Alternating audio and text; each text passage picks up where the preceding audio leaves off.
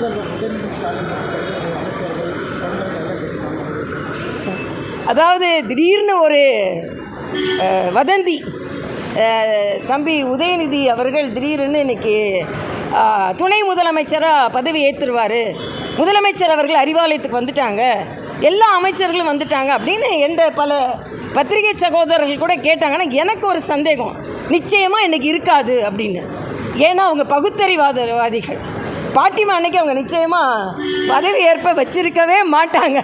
அதனால் நீங்கள் நல்லா பார்த்தீங்கன்னா அவங்க அதனால் எல்லோரும் சொன்னாங்க, ஏன் ரொம்ப எல்லா வட இந்திய பத்திரிகைக்காரர்களும் நான் சொன்னேன், நான் அதுக்கு சில கண்டனத்தை தெரிவித்தாலும் எனக்கு நல்லா தெரியும் நிச்சயமாக நல்ல நாள் இல்லை, அதனால் அவங்க ஒத்துக்கொள்ள மாட்டார்கள். ஏன்னா பகுத்தறிவாதிகள், அவங்க பகுத்தறிவாதிகள். நான் இன்னும் சேலஞ்ச் பண்ணுறேன், ஒருவேளை உதயநிதி துணை முதலமைச்சராக பதவியேற்றா அன்னைக்கு முகூர்த்த நாளாக இருக்குதா இல்லையான்னு பாருங்கள். அது நம்ம நாட்டு மக்கள், தமிழ்நாட்டு மக்களுக்கு முகூர்த்தமாக இருக்காது, அவங்களுக்கு முகூர்த்த நாளாக தான் இருக்கும். ஆக மக்களை அப்பட்டமாக ஏமாற்றுகிறார்கள். இன்னொன்று, எல்லாவற்றையும் விட கவலைப்பட வேண்டியது அண்ணன் துரைமுருகன் தான். ஆனால் அவரையே வைத்து துணை முதலமைச்சராக வரணும்னு சொல்ல வச்சாச்சு. அண்ணன் பழனி மாதிக்கிறதுக்கு விருது கொடுத்து ஆக இன்னொரு விருதை வாங்குற மாதிரி. ஆக அன்னைக்கு நீங்கள் பார்த்தீங்கன்னா பவள விழா தொண்டர்களுக்காக நடத்தப்பட்டதல்ல, உதயநிதிக்கு முடிசூட்டுவதற்கு ஒரு ஆரம்ப விழா. அதுதான் அது. இன்றைக்கி இதுதான் நாங்கள் வாரிசு அரசியல்னு சொல்கிறோம்.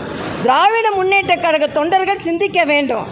அண்ணாதுரை, நீங்கள் எப்படி நாவலர் நெடுஞ்செழியனை சுட்டி காண்பித்து விட்டு மரியாதைக்குரிய கலைஞர் அவர்கள் அந்த நிலையை எடுத்தாரோ, அதாவது அவங்க சொல்கிறாங்க, அண்ணன் ஸ்டாலின் பேசும்போது சொல்கிறாரு, 25வது வருஷம் ஆட்சி நாம் கொண்டாடும் பொழுது நம்ம ஆட்சியில் இருந்தோம், 50வது வருஷம் கொண்டாடும் போது நம்ம ஆட்சியில் இருந்தோம், 75வது வருஷம் கொண்டாடும் போது ஆட்சியில் இருந்தோம், 25வது வருஷம் ஆட்சியில் நடக்கும்போதும் கலைஞர், அப்புறம் 50வது வருஷம் ஆட்சி அவங்க பவள விழா பொன் விழா கொண்டாடும் போதும் கலைஞர், 75வது விழா பவள விழா கொண்டாடும் போது ஸ்டாலின், 100வது விழா கொண்டாடும் போது உதயநிதி, அப்புறம் 125வது விழா கொண்டாடும் போது உதயநிதியின் மகன்.